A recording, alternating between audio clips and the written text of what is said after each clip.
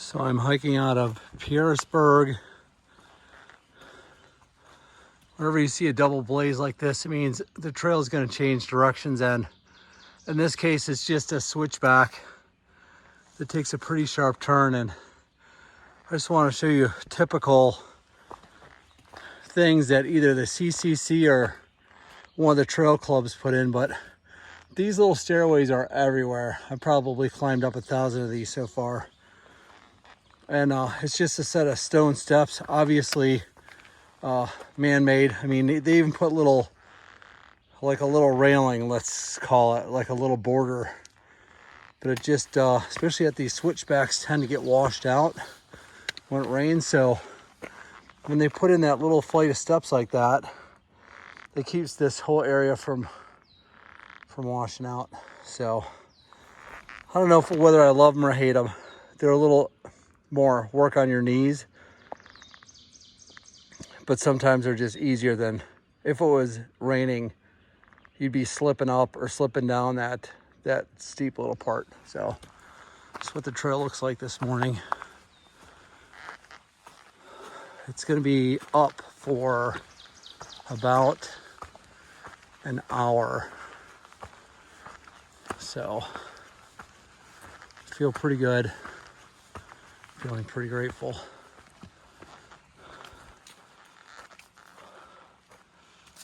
I will. There's a woodpecker hole. I'll film something when it's interesting. This is the first shelter out of Pearisburg. There's a few people camping too, just up the trail. For some reason there's like a walkway, but this fence is sort of down right here, so I don't know what they're trying to keep in or keep out, but this is the shelter. Looks pretty cool. Here is the fire pit, and there's still smoke coming off of that, so somebody had a nice fire here last night. That's what the shelter looks like. Nice table. Actually nice and clean. It looks like a great shelter. Some places to hang your bags. Built out of logs, and looks like all the logs are super tight. It looks like they cut them flat so they fit together.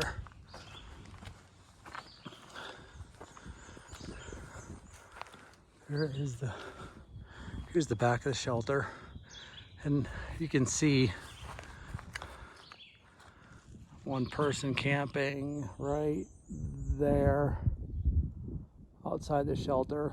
And then up the way a little bit, there's a few sites. I'll video that also, just so you can see what people are doing here. And there's supposed to be a big boulder with a spring behind it somewhere, but I'm looking for that now. I'll show you what a privy looks like.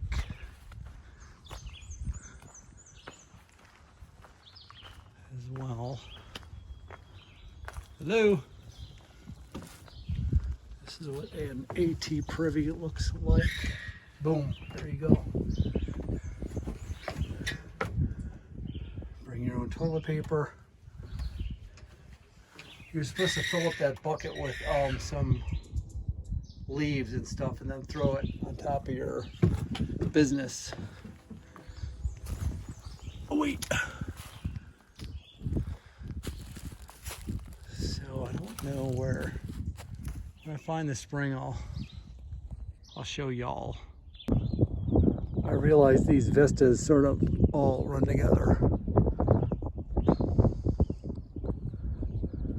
This is on top of that hour climb on it down. If you can see way up there, there's a couple more tents.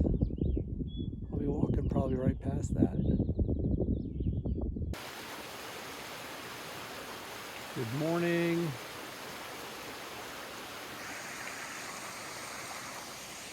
I've been on the trail since 5 a.m. I had my first bear encounter this morning. It was before dark. It was probably about 4:45 actually. Had my headlamp on. I'm keenly aware of what's going on around me, especially at night like that, going down these little paths, and I glanced up and I saw something, a little dot shining at me. Then I saw another little dot shining at me about 25 yards behind it. So I turned the bright light on my headlamp and I could see the silhouette. So it was a full-size bear in the front and then maybe a year-old black bear in the back. And they kept looking at me, and they'd take a couple steps, they'd look at me, and I was moving in one direction and they were moving in the opposite direction, but not really away from me, but we were just sort of parallel, going in opposite directions. So they didn't really run. I banged my sticks together like you're supposed to. That didn't do anything. They just looked at me more. So that was a little scary, and it wasn't scary because they just kept moving in their own direction. So I didn't really feel like it was not safe. I mean, I think if they started moving toward me, I would have been a little bit more worried. But I hope to see one during the day. But that was pretty cool and scary, but not. All right, I'll film the next shelter. I'll probably be there about a half an hour. It's supposed to rain in the next 2 or 3 days. And that's just when I'm going to be seeing Dragon's Tooth and McCaffrey Knob. So hopefully I'll get a little break in the weather to sort of show you what those places are like, sort of iconic landmarks on the AT. So see you down the trail.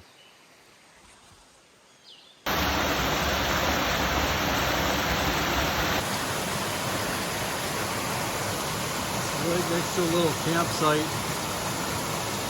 I'm going to try to get out of the middle of the stream alive.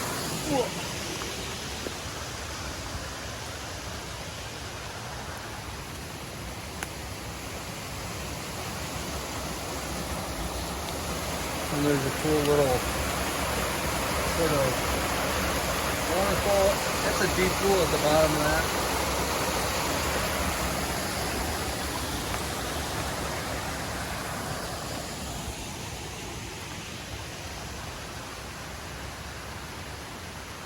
And here's a campsite right next to it.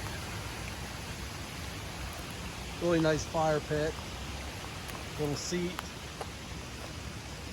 And I think the flat spot would be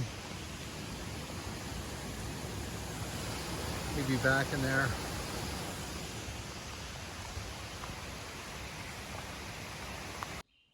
Bailey's cabin. Bailey's Gap. Sorry. Cabin, I guess. Privy back there. Pretty standard stuff. Standard issue. Standard issue picnic table. Standard issue fire pit. Standard issue outlet. I wonder how many people actually fall for that. This will probably sleep 1, 2, 3, 4, 5, 6 people probably. Pretty clean. Some bag hangs again. Nice little shelter.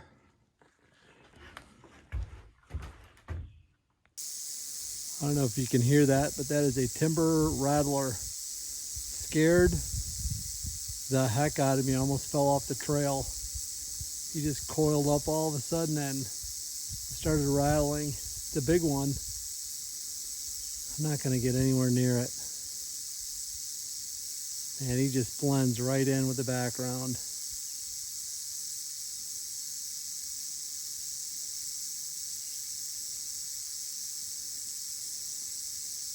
That rattle's a good enough warning for me. I'm not going to mess with it.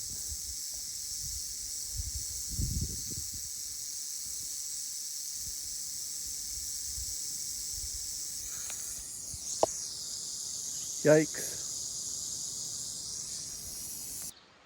This is the War Spur shelter.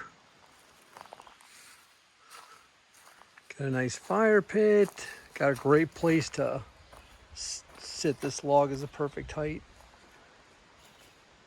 Picnic table, there's my gear. They have this really super nice, comfortable bench to sit at. I've been enjoying that. And then this is what the inside looks like. Probably sleeps about 6 people.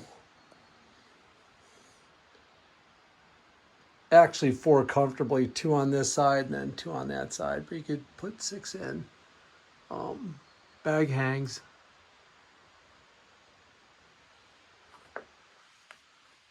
Pretty nice shelter. I'm gonna stay here tonight, but I'm probably gonna pitch my tent, even though there's a shelter and they're calling for rain.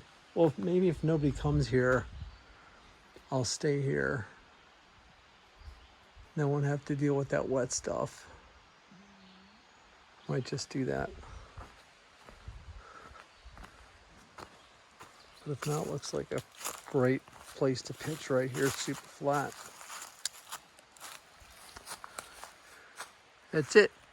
War Spur.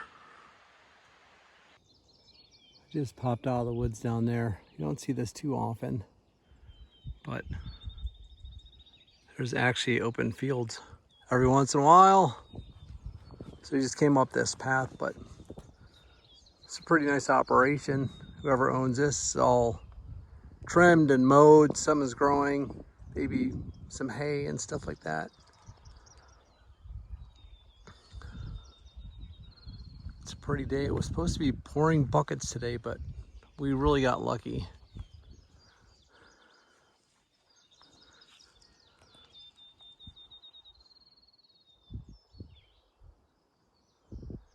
You can see the white blaze even they put on a post.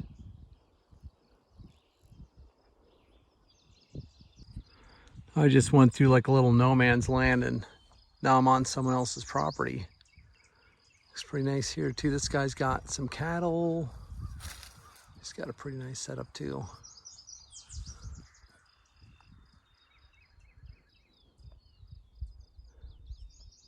He's got all those guys hanging out and grazing.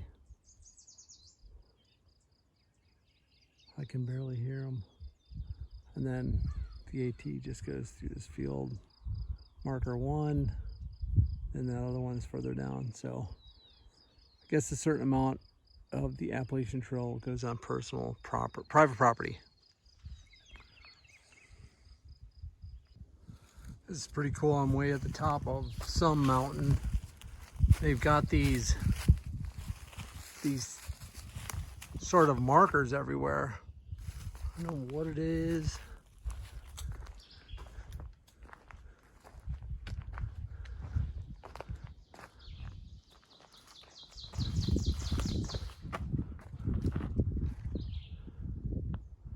But I've passed about, like there's another small one, there's one. They're actually everywhere. There's a little bit of one. They're sort of all through here. I passed about 6 or 7 small ones. There's another one. There's another one.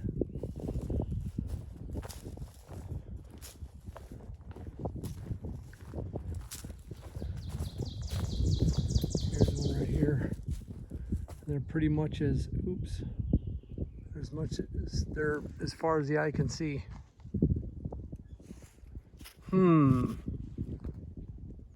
This is part 2 just because there's so many of these things. Walked another 70 yards down from that big one. Maybe they're set up strategically. There's one back there. Here's one here. Ditto. Maybe they're set up strategically for fighting behind. I don't know. I mean, there's no reason to store rocks like that.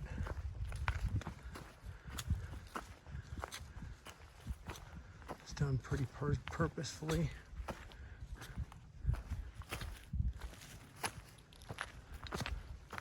I've counted about 25 of these things. See, technically there's a small one, there's a small one.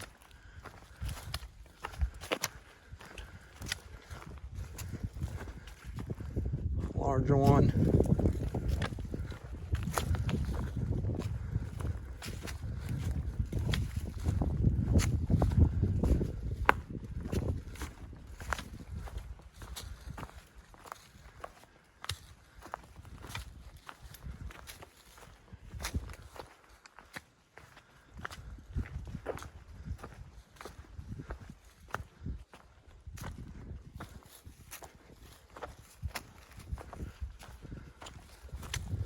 No, I'm probably making myself dizzy.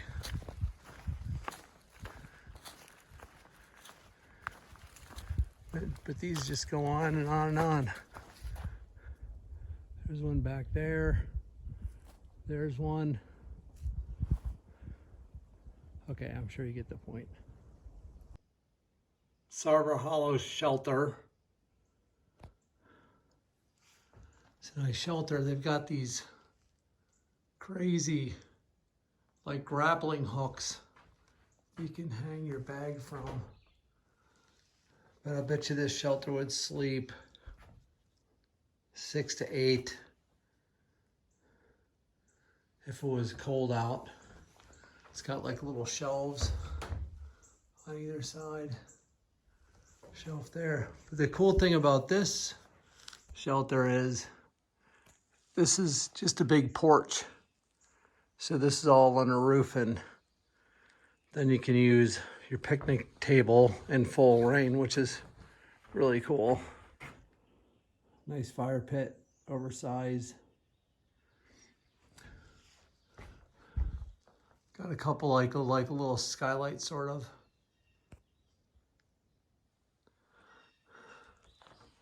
Nice place. But I think I'm gonna hike out of here and look for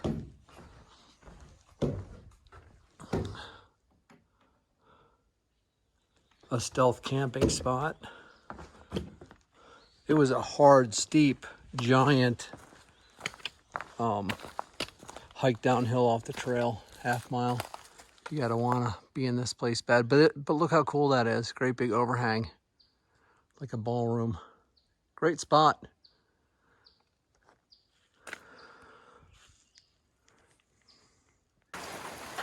Don't know the name of this shelter. I've been hiking since about 5:30. I pitched my tent on the top of this ridge where the Eastern Continental Divide is, where the water from one side goes to the Mississippi, from the other side goes to the Atlantic Ocean. And of course it rained all night. I pitched my tent, stayed pretty dry, had to put my tent away in the rain. And been hiking for a couple, it got cold too, so I'm gonna go another 10.2 miles to the next shelter. I think I should pass Dragon's Tooth. This is crazy. 10 miles of rain. Up, down, up, down, up, down. Made it up to Dragon's Tooth. It's 0.1 mile that way. It's been raining for 2 solid days. It's probably 40 degrees. The wind's blowing 30 knots. Really,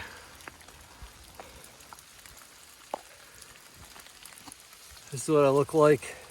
I don't know if you can see. It's just absolutely miserable. I want to take a look at this Dragon's Tooth. I'm going to climb down this mountain, and I think I'm going to make my way into Dalesville and section hike the rest of the Appalachian Trail. I think I've had it. Peace out.